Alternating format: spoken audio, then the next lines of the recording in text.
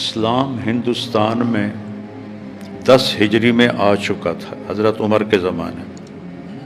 یمن کے تاجر، صحابہ، تابعین، یہ سمندری سفر کر کے کیرالہ کی ریاست کہلاتی ہے، جس میں مدراس آتا ہے، اب اس کا نام بدل دیا ہے۔ یہاں انہوں نے آ کے تجارت شروع کی اور لوگ مسلمان ہوئے۔ کیرالہ کا بادشاہ مسلمان ہوا، حج کا سفر تیاری کی، کشتیاں تیار کیں، اور اس سے پہلے ہی اس کی وفات ہو گئی۔ 10 ہجری میں یہاں اسلام نے قدم رکھے۔ پھر دوسرا دور آیا ہے محمد بن قاسم رحمۃ اللہ علیہ، جو یا للحجاج یا للحجاج یا للحجاج، راجہ طاہر کے ڈاکوؤں نے حج قافلہ لوٹ لیا تو ایک لڑکی نے یہ پکارا یا للحجاج۔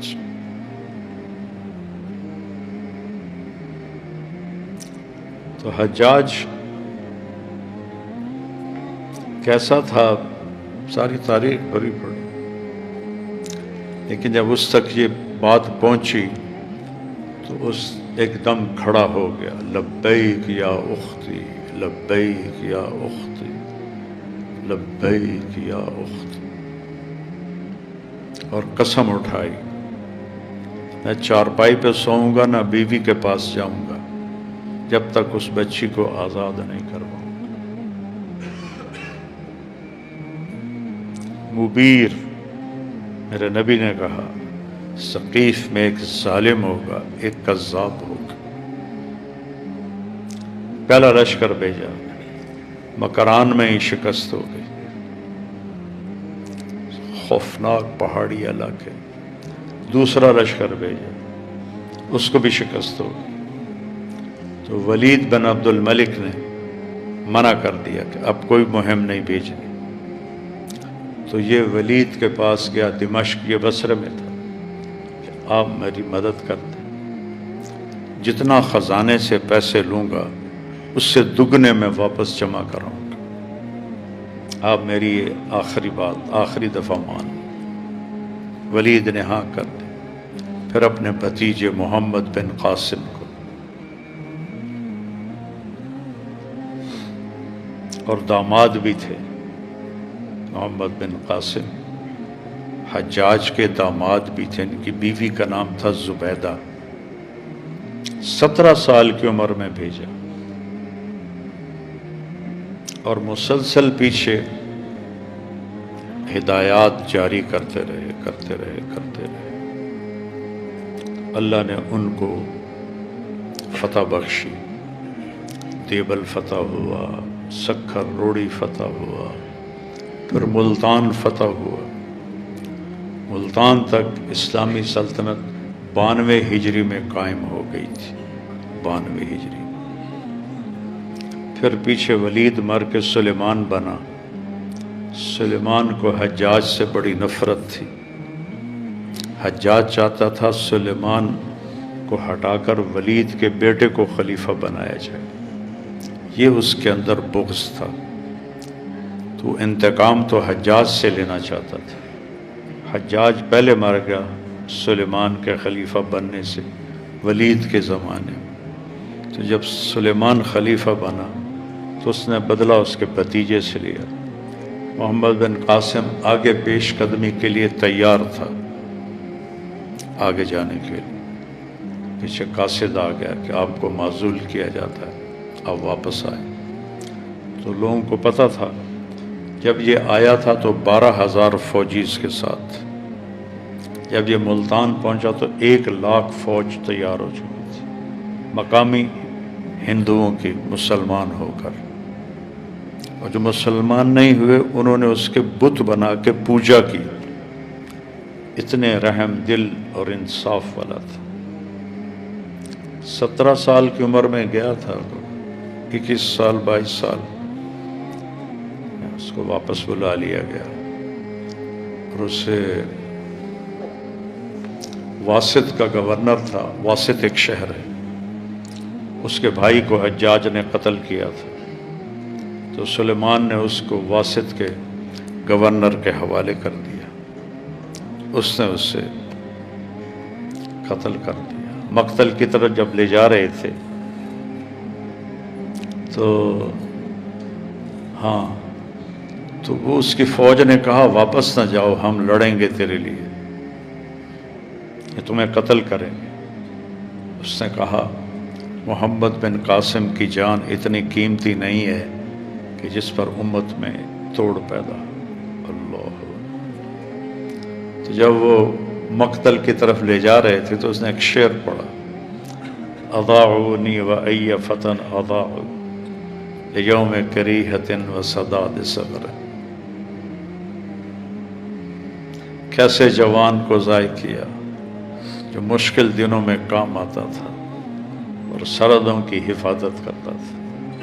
تو سلیمان نے اسے قتل کروا دیا۔ جب سلیمان مرا اور اس کی لاش کو چارپائی سے اٹھا کے قبر میں اتارنے لگے تو اس کی لاش ہلنے لگی، تو اس کے بچوں نے کہا ہمارے ابا زندہ ہیں۔ حضرت عمر بن عبدالعزیز نے فرمایا زندہ نہیں ہیں، بل عجل اللہ بالعقوبہ، اللہ نے عذاب قبر جلدی بھیج دیا ہے۔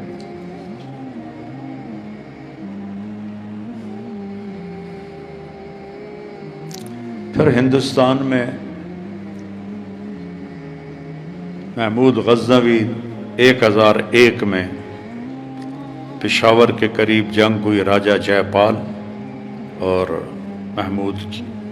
جے پال کی فوج میں 300 ہاتھی تھے، پھر بھی شکست ہو گئی۔ آنند پال کا بیٹا تھا یہ۔ آنند پال کو سبکتگین نے شکستیں دی جو محمود کا باپ تھا۔ یہ ایک غلام تھا اور سپاہی تھا۔ ایک دن شکار کے لیے گیا تو ایک ہرنی کا بچہ اس نے پکڑ لیا، اس کو پکڑ کے اس نے اپنے آگے ڈال لیا اور چل پڑا۔ تو پیچھے سے اس کو آہٹ سنائی دی، اس نے ایسے مڑ کے دیکھا تو بچے کی ماں پیچھے پیچھے آ رہی تھی۔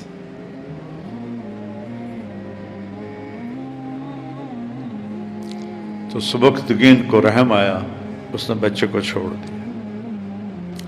رات کو اللہ کے نبی کی زیارت ہوئی، تم نے ایک بے جان پہ رحم کیا، اللہ تجھے تیری اولاد کو بڑی حکومت دے گا۔ تو سبکتگین فوج میں بڑے عہدے سے چلتا چلتا سالار بن گیا۔ بادشاہ مرا تو یہ قابض ہو گیا۔ اس کا بیٹا پھر محمود بنا، جس کو سلطان کا لقب ملا اسلامی تاریخ میں پہلی دفعہ عباسی سلطنت کی طرف سے۔ تو اس نے 17 حملے کیے، آخری حملہ 1027 میں، پہلا حملہ 1001 میں۔ آخری حملہ اس کا سومنات پر تھا۔ سومنات اس وقت سب سے بڑا مندر اور معبد تھا، اس میں شیو کا بت تھا، تو وہ ایسے کمرے میں معلق تھا، ایسی مقناطیس انہوں نے چاروں طرف اس کے لگائے تھے کہ وہ اس کو فضا میں کھڑا رکھتے تھے، ایسے زمین پہ نہیں تھا، فضا۔ اسی کو دیکھ کر وہ سارے کہتے تھے یہی تو ہمارا بھگوان ہے۔ اور پھر سمندر کے کنارے تھا اور چاند کی مد و جزر سے پانی گھٹتا اور بڑھتا ہے۔ 14ویں کی رات کو پانی زور پر ہوتا ہے، تو اس زور سے آتا تھا کہ وہ کمرہ سارا سمندر کے پانی سے بھر جاتا تھا۔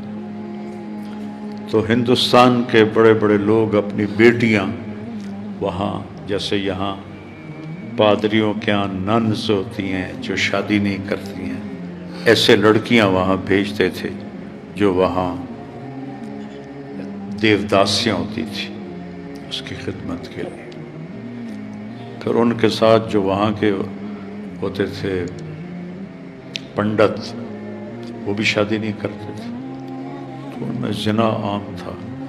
پھر جو بڑا پنڈت، پروہت اس کو کہتے تھے، उन सारियों को का रक्स करवाता था, उसमें से जो पसंद आती थी वो उसकी देवदासी बन जाती थी, और जब तक उसका दिल नहीं भरता था वो सबकी शहजादी होती थी। जब दिल भर जाता था तो रात को कश्ती में बिठा के उसके जो नौकर थे उस समंदर में उसको डबो के आ जाते थे, और अगले दिन ऐलान होता था कि फ़लाँ देवदासी भगवान के चरणों में चली गई। और बाज़ औक़ात एक ही रात में वो उसको अच्छी नहीं लगती थी तो अगली रात ही उसको मरवा देता था समंदर में डाल के। तो इस तरह का वो हाल था उसका। तो महमूद ने उससे फतह किया तो उसके पंडितों ने कहा कि ये बुत ना तोड़ो, जितना सोना चांदी लेना है ले लो। तो वो सोच में पड़ गया। रात को ख्वाब में देखा, आवाज़ आ रही है, महमूद बुत फरोश किधर है, महमूद बुत फरोश किधर है। सुबह उठते उसने अपना कुल्हाड़ा उठाया। महमूद की तलवार को आम आदमी नहीं उठा सकते थे, इतनी वज़नी होती थी। तो उन्हें एक एक कुल्हाड़े से उसके 2 टुकड़े कर लिए, और उसमें से इतना जेवरात हीरे निकले जितने वो पंडित पेश कर रहे थे उससे हज़ारों गुना ज़्यादा थे। फिर उसके टुकड़े करके उसने मदीना मुनव्वरा भेजे, और मदीना मुनव्वरा मस्जिद नबवी की सीढ़ियों पर वो उसके बुत के टुकड़े लगाए गए, और गज़नी भी ले गया। तो लेकिन उसने हुकूमत कायम नहीं की, और मतलब समझ में नहीं आती, दावत का सिलसिला भी नहीं बनाया। वापसी पर वो इस सिंध के रास्ते से मुल्तान के करीब से गुजरा तो यहाँ करामता की हुकूमत थी। हुसैन बिन करमत, करमत कहते हैं टेढ़ी पिंडली वाला, ये इस्माइली शिया थे। तो उनमें से इनका एक ये सरदार बना, इनका इमाम बना। उसने सारी नमाजें ख़त्म, शराब हलाल, मुसलमान को कत्ल करना हलाल, और सूअर हलाल, और इस तरह का। इस करामता ने वो तबाही मचाई है जिसकी कोई हद कोई। उन्होंने इसे बड़ा तंग किया। तो उस वक्त तो वो चला गया। फिर आखिरी हमला उसने मुल्तान पे किया, 17वां। उसमें तुलंबे उसने पड़ाव डाला, कुछ नहीं कहा, सब मुल्तान पे जाके करामता को, तो मुसलमान ही नहीं थे। फिर 1191 में शहाबुद्दीन गौरी ने पृथ्वीराज पे हमला किया उसको दावत देने के लिए। उसमें उसको शिकस्त हो गई और बहुत बुरी तरह जख्मी हुआ, और एक ग़ुलाम ने उसको पीछे से पकड़ के बाहर निकाला। तो लश्कर उसका भाग गया। तो उसने फिर 1 साल तैयारी की, और 1192 में दोबारा पृथ्वीराज पे हमला किया और उसको शिकस्त हुई। और फिर पृथ्वीराज जो था वो गिरफ़्तार हुआ, और उसने उसे इस्लाम की दावत दी, उसने कबूल नहीं की, उसे कत्ल कर दिया। तो सबसे पहली इस्लामी हुकूमत जो कायम हुई वो शहाबुद्दीन गौरी ने की। शहाबुद्दीन गौरी आए हैं गज़नवियों के बाद। इसके बड़े भाई का नाम था अलाउद्दीन जहाँसूस, दुनिया को आग लगाने वाला। उस कमबख्त ने गज़नवियों से बदला लेने के लिए, उस वक्त गज़नी सल्तनत महमूद के बेटे थे मौदूद मसूद, वो आपस में लड़ लड़ लड़ लड़ कमज़ोर हो गए थे। तो उसने गज़नी पे हमला किया और पूरे गज़नी को आग लगा दी, सब बशर जानवर जला के रख दिए। तो उसका भाई था शहाबुद्दीन गौरी, ये उससे बिल्कुल उलट था। तो उसने यहाँ आके बाकायदा हुकूमत कायम की। उसकी अपनी औलाद नहीं थी, तो उसने अपने एक ग़ुलाम को कुतुबुद्दीन ऐबक को 1260 में लाहौर का हुक्मरान बनाया। तो اس نے ایک گورنر التمش دلی میں بنایا اور ایک گورنر ناصر الدین قباچہ اس کو ملتان میں بنایا، اور قطب الدین نے ایک بیٹی شمس الدین کو دے دی اور دوسری بیٹی ناصر الدین قباچہ کو دے دی۔ قطب الدین بہت زبردست بادشاہ تھا، زندگی اتنی تھی، 4 سال حکومت کی تو یہ گھوڑوں پہ کھیل ہوتا نا، جو بھی ادھر پولو، وہاں یہ ہنزا، یہ کیا اس کو کہتے ہیں، چترال کی طرف کھیلا جاتا ہے، تو وہ پولو کھیلتے ہوئے گھوڑے سے گرا اور مر گیا۔ میں جب لاہور پڑھتا تھا تو اس کی قبر انارکلی کے بازار کے پیچھے ایک گلی تھی، وہاں سے کبھی گزر ہوتا تھا تو پورے محلے کا کوڑا کرکٹ اس کی قبر پہ پھینکا جاتا تھا۔ کو تھوڑی بہت تاریخ پڑھی تھی تو بڑا دکھ ہوتا تھا۔ پھر اللہ ضیاء الحق کی بخشش کرے، اس نے وہ سارا محلہ گرا دیا اور اس کا بڑا خوبصورت وہاں اس نے مقبرہ تیار کیا ہے۔ تو ناصر الدین بے وقوف تھا، وہ التمش سے لڑائیوں میں پھنس گیا، تو ہر جگہ اسے شکست ہوئی۔ اس کو خاندان غلامہ کہتے ہیں، کہ پہلے قطب الدین ایبک، پھر شمس الدین التمش۔ التمش کے سامنے 20 غلاموں کی ٹکڑی آئی فروخت ہونے، تو اس نے 19 خرید لیے، 20واں چھوڑ دیا۔ وہ ذرا شکل کا اچھا نہیں تھا، قد بھی چھوٹا تھا، تو اس نے پوچھا ان کو کیوں خریدا ہے؟ کہنے لگا اپنے لیے۔ کہا مجھے اللہ کے لیے لے لو، خرید لو۔ تو یہ جواب اس کو پسند آیا، اس نے اس کو خرید لیا۔ تو التمش کے بعد حکومت اس کے بیٹے ناصر الدین، وہ بھی التمش کے تقوی کا حال سنو۔ جب قطب الدین بختیار کاکی رحمۃ اللہ تعالیٰ کا انتقال ہوا تو ان کے جنازے پر ان کے خادم نے وصیت سنائی کہ حضرت کا فرمان تھا میرا جنازہ وہ پڑھائے جس کی تہجد کبھی قضا نہ ہوئی ہو، جس کی عصر کی 4 رکعات کبھی قضا نہ ہوئی ہو، سنت غیر مقطع، جس کی تکبیر اولیٰ کبھی قضا نہ ہوئی ہو، وہ میرا جنازہ پڑھائے۔ سورا دلی شہر کھڑا ہوا، کوئی بھی اس شرط پہ پورا نہیں۔ کافی دیر کے بعد ایک شخص منہ لپیٹے ہوئے روتا ہوا باہر نکلا، کہ واہ میرے شیخ، جاتے جاتے میرا راز بھی فاش کر دیا۔ تو وہ کون تھا؟ شمس الدین التمش بادشاہ، جو ان شرطوں پہ پورا اترا کہ نہ تکبیر اولیٰ فوت، نہ عصر کی رکعتیں 4 فوت، نہ تہجد فوت، اس نے جنازہ پڑھایا۔ اتنا وہ نیک بادشاہ تھا۔ اس کی اولاد اتنی سمجھدار نہ نکلی۔ رضیہ سلطانہ ایک بہت مدبر اس کی بیٹی تھی، اس نے بٹھنڈا کے حاکم التونیہ سے شادی کی، جس سے ترک سرداروں میں بغاوت ہو گئی اور انہوں نے جنگ کی، اس میں التونیہ قتل ہو گیا، رضیہ بھاگ گئی۔ ایک گاؤں میں ایک درخت کے نیچے لیٹی ہوئی تھی، وہ دیہاتی آیا، اس کے زیور دیکھے، اس کو پتہ نہیں یہ کون ہے، اس نے اسے قتل کر کے اس کے زیور چھین کے ڈال لیے۔ پھر بہت بعد اس کا بھائی دوبارہ حکمران بنا، تو اس نے پھر اس کی لاش کو نکال کے دلی میں آ کے دفن کیا۔ تو یہ خاندان غلامہ نے 84 سال حکومت کی۔ اس کے بعد خلجی، یہ ترک تھے لیکن نسلی ترک نہیں تھے، تو ان سے باقی ترک نفرت کرتے تھے، لیکن جلال الدین بڑا زوردار سردار تھا، اس نے پھر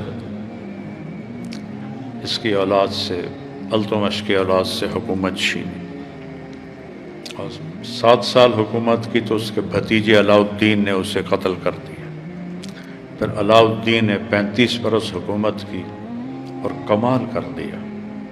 یہ جو کوہ نور ہیرا آپ سنتے ہیں نا، یہ علاؤالدین کو مال غنیمت میں ملا جب اس نے حیدرآباد کی ریاستی دیوگری اسے فتح کیا، اس کے خزانے کا دروازہ کھولا تو سامنے ہیرے جواہرات تھے، اس میں ایک ہیرا پڑا تھا، وہ اتنا بڑا تھا کہ اس کے منہ سے نکلا کوہ نور، یہ تو نور کا پہاڑ ہے، وہاں سے اس کا نام کوہ نور بنا، اور وہ ملکہ وکٹوریہ کے تاج میں لگا ہوا ہے، اور جب بھی کسی کی تاج پوشی ہوتی ہے تو وہ تاج نکال کے اس کو پہناتے ہیں۔ 3 ٹکڑے کر دیے، ایک ٹکڑا صلیب میں لگایا، باقی 3 ایسے نیچے پڑے ہوئے تھے، تو اس کی وہ جو عظمت تھی وہ ساری ختم ہو گئی۔ پھر خلجیوں میں خسرو ایک غلام تھا ہندو، لیکن مسلمان بن کے اس نے حکومت پہ قبضہ کر لیا، تو پھر اللہ نے تغلق، یہ بھی ترک تھے، تو علاؤالدین تغلق نے حکومت خلجیوں سے چھینی۔ تغلق کے دور میں 1399 میں وہ خبیث، مجھے ایک ہی آدمی سے بغض ہے، وہ ہے امیر تیمور، 5 فٹ 4 انچ اس کا قد تھا، اور دونوں ہاتھوں سے لڑتا تھا، ایک ہاتھ میں کلہاڑا ہوتا تھا، ایک ہاتھ میں تلوار ہوتی تھی، اور 33 سال میں کبھی شکست نہیں کھائی، اور اس طرح قتل عام کرتا تھا جیسے کہ کتے مارے جائیں، اور سارا مسلمانوں پر اس نے ظلم کیا۔ تو خبیث آدمی تو کسی کافروں سے جہاد کر،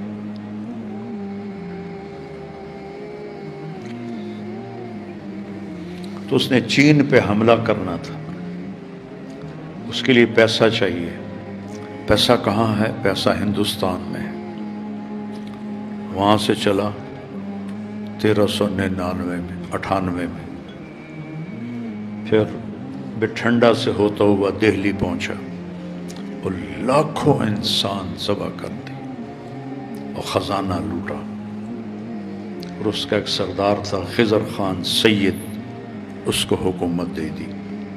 تو خاندان غلامہ کے بعد خلجی، پھر تغلق، پھر سید، تو وہ خزانہ لے کے واپس چلا۔ 1 لاکھ قیدی اس کے ساتھ جا رہے تھے، تو سفر میں مشکل پیش آئی، تو اس نے مسلمان الگ کر کے باقی سب کو وہیں قتل کروا دی، خبیث ان کو چھوڑ دے، گھروں کو چلے جائیں، سارے قتل کروا دی۔ تو پھر اس کے بعد اس نے 1402 میں باجزید یلدرم سے جنگ کی، جو اس وقت یورپ کو فتح کرتا جا رہا تھا، اور اس کو بہت بری طرح رکھا اپنے ساتھ۔ پھر 1405 میں وہ نکلا چین فتح کرنے، ہندوستانی خزانہ لے کر، اور نکلا سردیوں میں۔ بلا تھی وہ کہ سردیوں میں باقی ملکوں کو ہوگا کہ سردیوں میں کون حملہ کرتا ہے، برف باری کے ملک تھے، سردیوں میں نکلا، راستے میں سردی لگ گئی، 72 سال عمر ہو گئی تھی، نظر بھی کم آتا تھا، تو انہوں نے اس کو پالکی بنائی، پالکی میں اوپر رضائیاں، اس میں اس کو ڈال کے چلتے رہے، یہاں تک کہ قازقستان پہنچا، ازبکستان سے قازقستان اور چائنا کا بارڈر ملا ہوا ہے، تو اس بارڈر پر ایک شہر ہے اترار، جس پر سب سے پہلے چنگیز خان نے حملہ کیا تھا، اس کے خارزمی بادشاہ کے گورنر کی حماقت نے 2 کروڑ مسلمان قتل کرواتے، انیل جک اس کا نام تھا۔ چنگیز خان نے بھیجا ایک جماعت خیر سگالی کے لیے کہ ہم دونوں آپس میں دوستی کریں، اس کم بخت نے ان کو گرفتار کر لیا کہ یہ جاسوس ہیں، تو اس پر چنگیز خان نے 3 آدمی بھیجے علاؤالدین خارزم کے پاس کے، میرے آدمی چھوڑ دو، اپنے گورنر کو سزا دو۔ 2 قتل کروا دیے اور ایک کا آدھا سر، آدھی داڑھی، آدھی مونچھ مونڈ دی، کہ یہ میرا جواب ہے۔ اس وقت چنگیز خان جھیل بیکال روس میں ہے، وہاں شکار کھیل رہا تھا۔ وہاں اس نے جب یہ خبر سنی تو پھر وہ آندھی اور طوفان بن کے نکلا، اس نے صفحہ ہستی سے مٹا دیا۔ اس طرح قتل عام کیا۔ تو بامیان کی فتح میں چنگیز خان کا بیٹا تھا چغتائی، اس کا بیٹا قتل ہو گیا، پوتا اس کا۔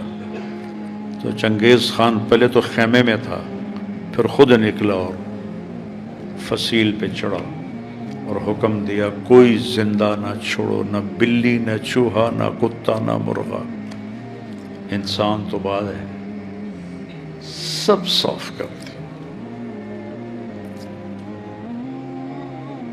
تو جب وہ اطرار پہنچا تیمور، تو وہاں سردی کی شدت سے نمونیا ہو گیا، اس میں وہ مر گیا۔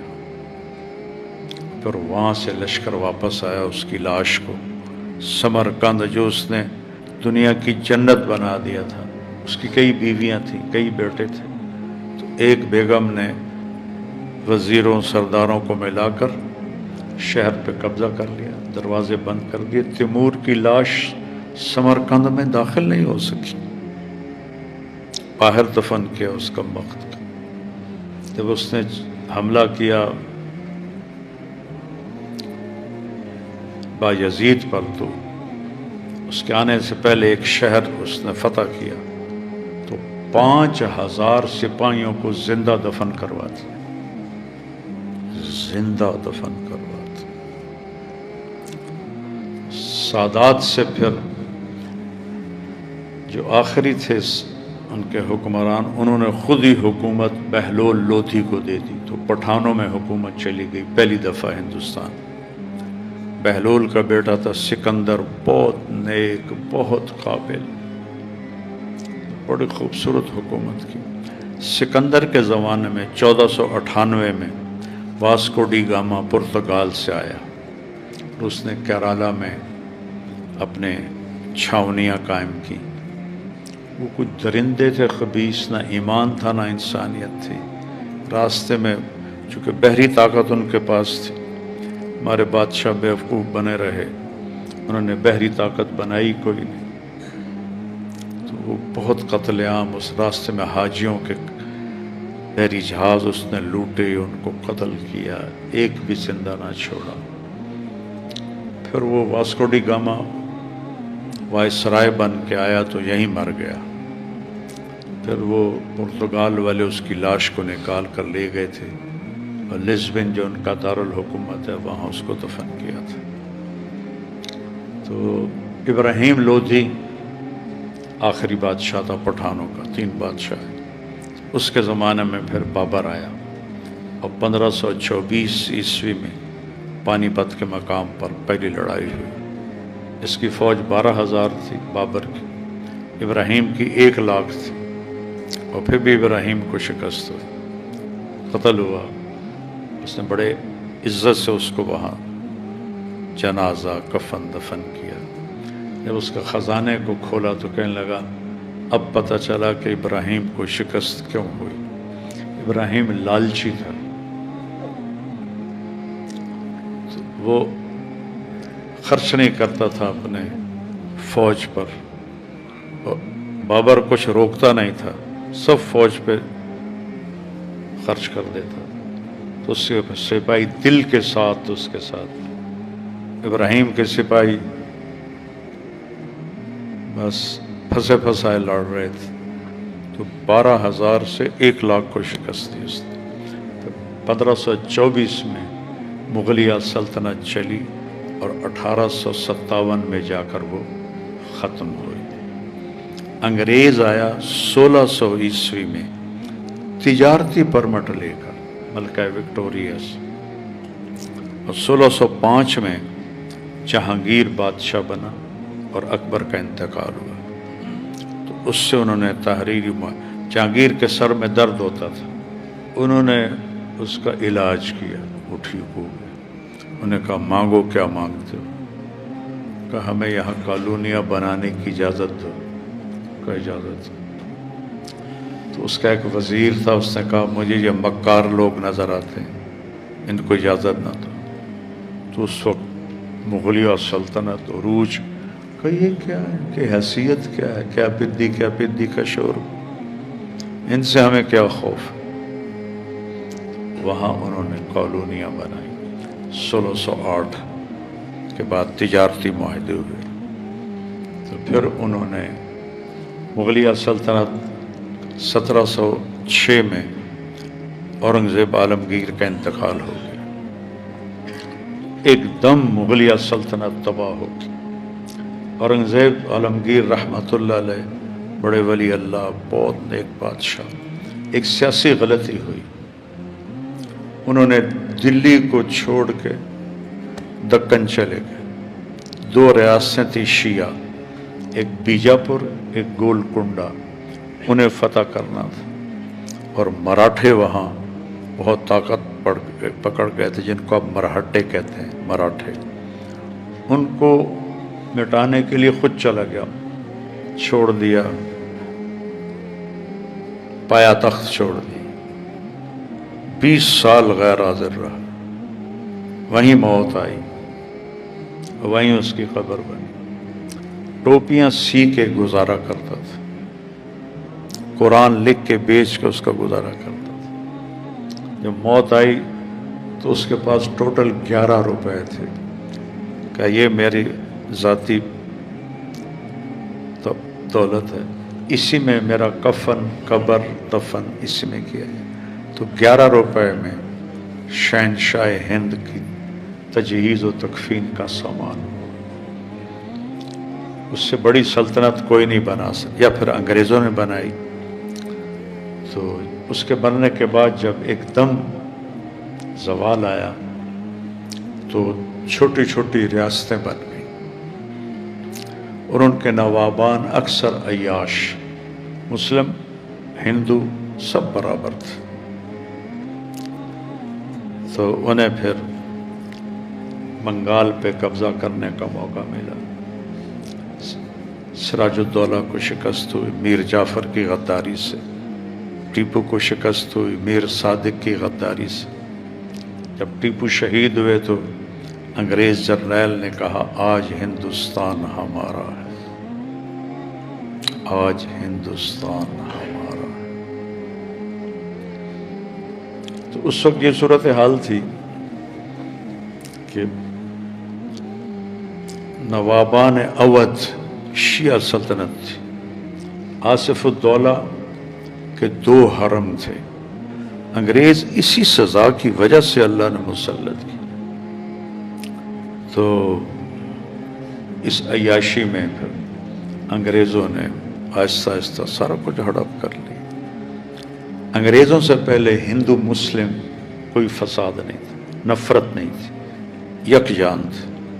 جب انگریز آئے تو انہوں نے حکومت کے لیے ہندو مسلم نفرت پیدا کی اور اس کو ہوا دی پوری سازش کے ساتھ۔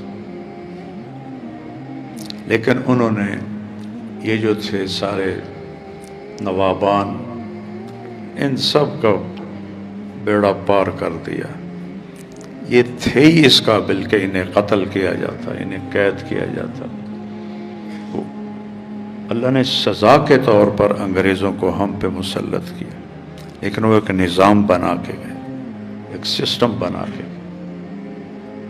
پھر اللہ تعالیٰ نے علامہ اقبال رحمہ اللہ کے دل میں ڈالا الگ ایک ریاست ہو، چونکہ اختیار گوروں کے ہاتھ میں تھا، وہ ان کا چاہا تو پورا نہیں کر سکتے تھے، تو انہوں نے تقسیم ایسی کی کہ مسلمان 3 حصوں میں تقسیم ہو گئے۔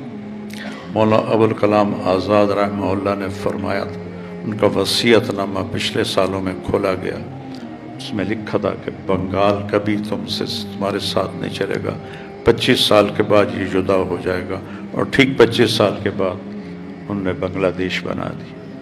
ہندوستان کے مسلمان الگ کٹ گئے، یہ مسلمان الگ کٹ گئے۔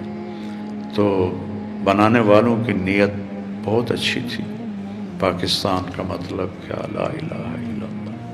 لیکن کوئی تقدیر کے فیصلے ہیں کہ نہرو بنا وزیر اعظم، 19 سال حکومت کی، 19 سال، اور قائد اعظم بنے گورنر جنرل 14 اگست 1947 اور 11 ستمبر 1948 کو فوت ہو گئے۔ مشکل سے 1 سال پورا نہیں ہو، ٹی بی ان کو کھا گئی تھی اور کام بہت کرتے تھے۔ ایک دن ایک نے کہا، سر آپ رحم کریں، آپ بہت بیمار ہیں۔ کہنے لگے میں چاہتا ہوں جب اللہ کے پاس جاؤں تو اللہ مجھے کہے ویل ڈن مسٹر جناح۔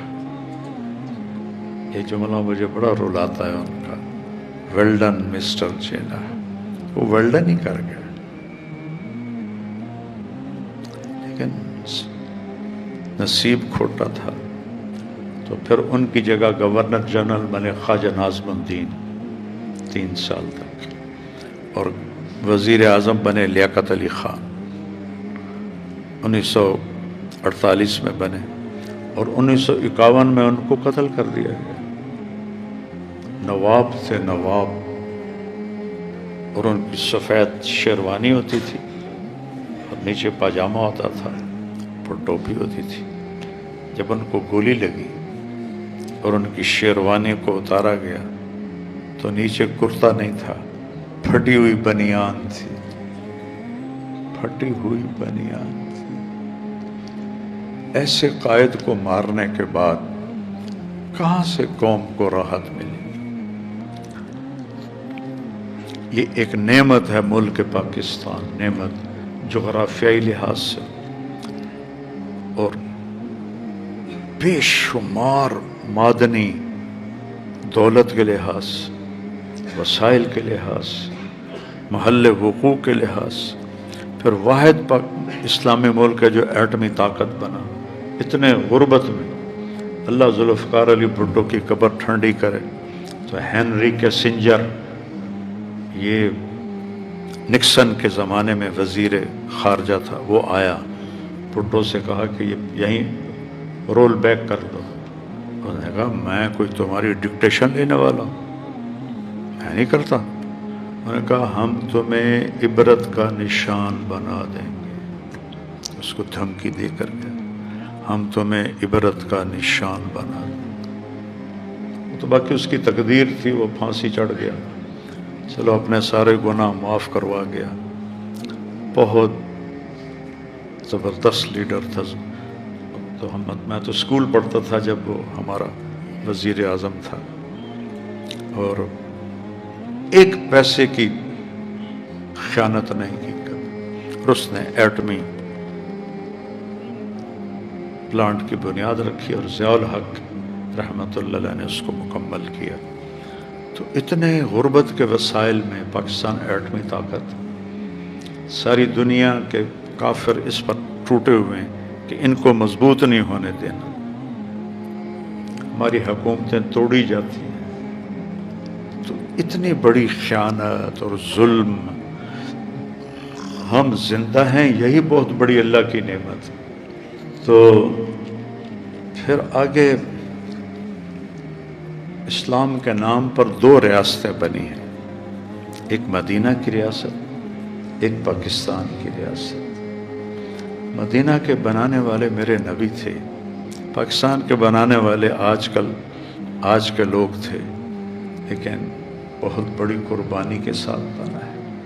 میرے والد صاحب کے دوست تھے سہیوال، جو سرگودا کے پاس ہے، وہاں سے آتے تھے، بتا رہے تھے کہ میں جلندھر سے نکلا، خاندان سارا کٹ گیا، میں رات کو سفر کرتا تھا، دن میں چھپ جاتا تھا کمواد میں، چلتے چلتے چلتے میں لاہور کی طرف پہنچنے کی بجائے دریائے ستلج پہنچ گیا۔ دریائے ستلج بھرپور تھا، میں نے کہا پیچھے سکھ ہیں، آگے پانی ہے، تو پانی کی موت آسان ہے سکھوں کے نسبت۔ تو ایک لکڑی ڈھونڈی اور اس کو جپھا مار کے دریا میں چھلانگ لگا دی۔ تھوڑا سا اندر گیا تو پورا دریا لاشوں سے بھر کے گزر رہا تھا۔ پانی نیچے تھا، لاشیں اوپر تھی، پتہ نہیں کتنے لاکھوں مسلمان ذبح ہوئے۔ قیامت کے دن ان کو ہی حساب دینا مشکل ہو جائے گا پاکستانیوں کو کہ ہم نے اس لیے جانیں دی تھی کہ یہاں زنا کے اڈے، شراب کے اڈے، جوئے کے اڈے، قتل و غارت، دشمنیاں، تو وہاں خیر کہاں سے آئے گی؟ کسی بھی قوم کو اللہ نے اس لیے تباہ نہیں کیا کہ بھوکے تھے، اس لیے تباہ کیا کہ ظالم تھے۔ پاکستان کو انشاءاللہ اللہ تباہ نہیں ہونے دے گا، لیکن آج جو اس پر یہ زوال ہے، یہ معیشت کی کمی کی وجہ سے نہیں ہے، یہ زوال ہے ظلم کی وجہ سے، کہ نیچے سے لے کر اوپر تک ظلم ہی ظلم ہے۔ ہم صرف حکمرانوں کو برا بھلا کہتے ہیں، حکمران تو اتنے سے ہیں، باقی 25 کروڑ جو لوگ ہیں، کوئی سچا دکھاؤ، کوئی انصاف والا دکھاؤ، کوئی محبت کرنے والا دکھاؤ۔ ہم زندہ ہیں، یہی بہت بڑی اللہ کی نعمت ہے۔ اور پھر گھروں میں جو ماں باپ کی نافرمانی ہو رہی ہے، ماں باپ کو ذلیل کیا جا رہا ہے، یہ تھوڑا جرم ہے؟ کب قیامت آئے گی یا رسول اللہ؟ کہ جب ماؤں کو بیٹیاں ذلیل کریں گی تو قیامت آ جائے گی۔ آج کل کی پڑھی لکھی بچیاں، جن کو پڑھا لکھا کہتے ہیں، ماؤں کے ساتھ کیا سلوک ہے ان کا؟ پھر گھر میں خاوند بیوی کے ساتھ کیا کر رہا ہے، بیوی خاوند کے ساتھ کیا کر رہا ہے، بھائی بھائی کے ساتھ کیا کر رہا ہے۔ تو 25 کروڑ مل کر ایک ایسی فضا قائم کی ہے کہ اوپر والا حالات بننے کا فیصلہ نہیں کر رہا۔ اس لیے آج دعوت کے میدان میں پھرنا فرض ہے۔ یہ مدرسہ تم چند لڑکے بیٹھے ہو، بس تصوف میں چند مرید بیٹھے ہیں، بس تبلیغ ایک ایسا کام ہے کہ لوگوں کو پیچھے پھر کے اسلام پہ لاؤ۔ تو اللہ نے بہت خوبصورت خطہ دیا ہے، چاروں موسم ایک ہی وقت میں ہوتے۔ یورپ میں چلے جاؤ، یا سردی ہے یا بہار، لیکن یہاں ایک ہی وقت میں ابھی چلے جاؤ ناران، رضائی لینی پڑے گی۔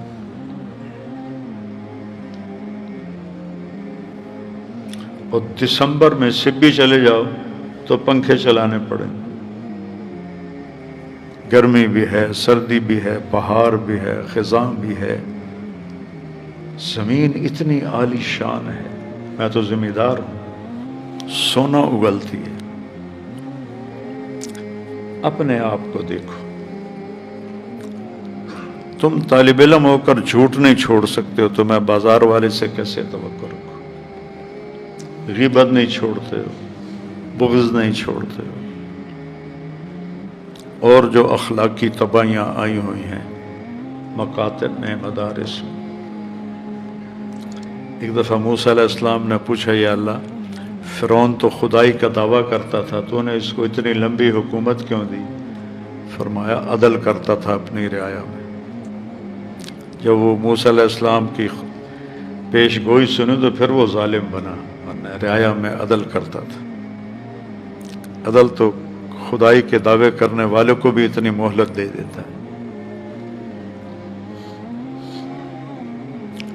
تو بیٹا شکر بھی کرو کہ اللہ نے ہمیں ایک بہت قیمتی خطہ عطا فرمایا، اور آنسو بھی بہاؤ کہ ہمارے ہی ہاتھوں سے یہ تباہ ہو رہا ہے۔ ہمارے تلمبے میں ایک حادثہ ہوا ہے، ایک ساتھی کے 2 بچے، ایک ڈاکٹر بن گیا تھا، ایک انجینئر، ملتان جا رہے تھے، گاڑی خود ڈرائیو کر رہے تھے، ان کی بہن بھی ساتھ تھی۔ تو ایک موڑ پر گاڑی بے قابو ہوئی، درخت سے ٹکر ہوئی، دونوں موقع پہ مر گئے، بچی بچ گئی۔ موٹر سائیکل آ رہا تھا، انہوں نے موٹر سائیکل روکا، اندر دیکھا، جلدی سے ان کی گھڑیاں اتاری، ان کے موبائل نکالے، ان کے بٹوے نکالے، اور وہ بہن دیکھ رہی ہے چھپ کر، کہیں مجھے بھی نہ مار دیں۔ اور وہ سب کچھ جمع کر کے اور بھاگ گئے. یہ تو اخلاقی پستی کا حال ہے.